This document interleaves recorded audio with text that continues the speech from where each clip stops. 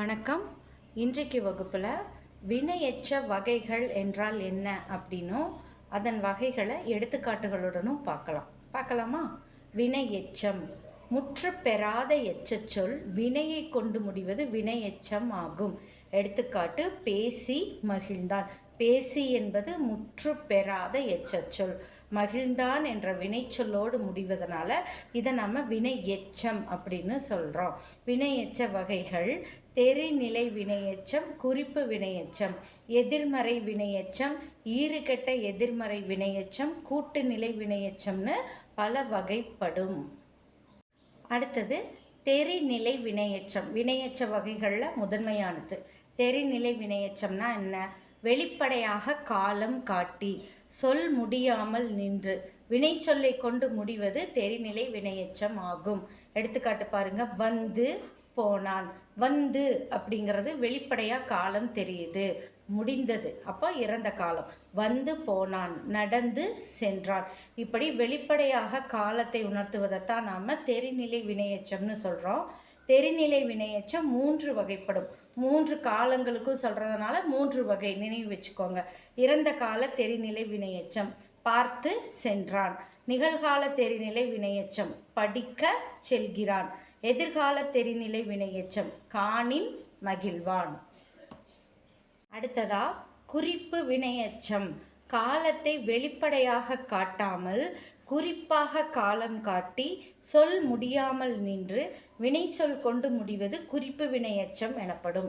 எடுத்துக்காட்டு பாருங்க. மெல்ல பேசினான். மெல்ல அப்படிங்கிற இந்த சொல் காலத்தை வெளிப்படையாக காட்டலை. எப்பொழுது மெல்ல பேசினான்? நேற்று மெல்ல பேசினானா? இன்று மெல்ல பேசினானா? நாளை மெல்ல பேசுவானா? அப்போ மெல்ல என்ற வார்த்தை காலத்தை குறிப்பிடலை. இதனால் இந்த வாக்கியத்தை நாம் குறிப்பு வினையெச்சம் அப்படின்னு சொல்கிறோம். அடுத்ததா எதிர்மறை வினையெச்சம். செயல் நடைபெறாததை உணர்த்துவது எதிர்மறை வினையெச்சம். எதிர்மறை பொருளில் வரும். எடுத்துக்காட்டு பாருங்க. கலங்காது நின்றான், பேசாது சென்றான். பேசி சென்றான், கலங்கி நின்றான்னு நேர்மறை பொருளை இல்லாமல் கலங்காது நின்றான், பேசாது சென்றான்னு எதிர்மறை பொருளில் வர்றதுனால இதை நாம் எதிர்மறை வினையெச்சம் அப்படின்னு சொல்கிறோம். அடுத்ததா ஈறுகெட்ட எதிர்மறை வினையெச்சம் அப்படின்னா என்ன? ஈறு அப்படின்னா கடைசி எழுத்து, சரியா? கெட்ட அப்படின்னா மறைந்த. முற்று பெறாத விகுதி மறைந்த எச்சச்சொல் எதிர்மறை பொருளில் வினை கொண்டு முடியும். இதைத்தான் நாம் ஈறுகெட்ட எதிர்மறை வினையெச்சம் அப்படின்னு சொல்லுவோம். முற்று பெறாத எச்சச்சொல் அப்படின்னா கலங்காது, இதுதான் முழுமையான சொல், சரியா? அந்த தூ என்ற எச்சம் ஈற்று எழுத்து மறைந்து நிற்கும். அப்போ கலங்கா நின்றான் அப்படின்னு வரும். அடுத்தது பாருங்க. உண்ணாது வந்தாள். உண்ணாது ஒரு எச்சச்சொல், எதிர்மறை எச்சச்சொல். தூ இந்த எழுத்து ஈற்றெழுத்து மறைந்து உண்ணா வந்தாள் அப்படின்னு வரும். இதைத்தான் நாம் ஈறுகட்ட எதிர்மறை வினையெச்சம் அப்படின்னு சொல்கிறோம். அடுத்ததா கூட்டுநிலை வினையெச்சம். 2 எச்ச சொற்கள் தொடர்ந்து வந்து வினைச்சொல்லை கொண்டு முடியும்.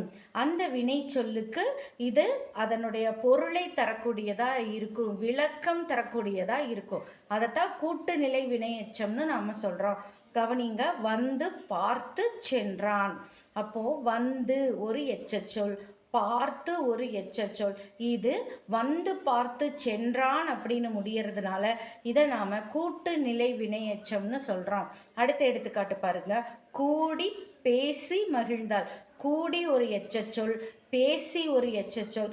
அப்போ மகிழ்ந்தாள் என்ற வினைச்சொல்லை கொண்டு முடியுது. இதைத்தான் நாம் கூட்டுநிலை வினையெச்சம்னு சொல்கிறோம். இந்த வகுப்பில் வினையெச்ச வகைகள் பற்றி பார்த்தோம். அடுத்த வகுப்பில் முற்றெச்சம் என்றால் என்ன அப்படிங்கிறத எடுத்துக்காட்டோட பார்ப்போம். நன்றி.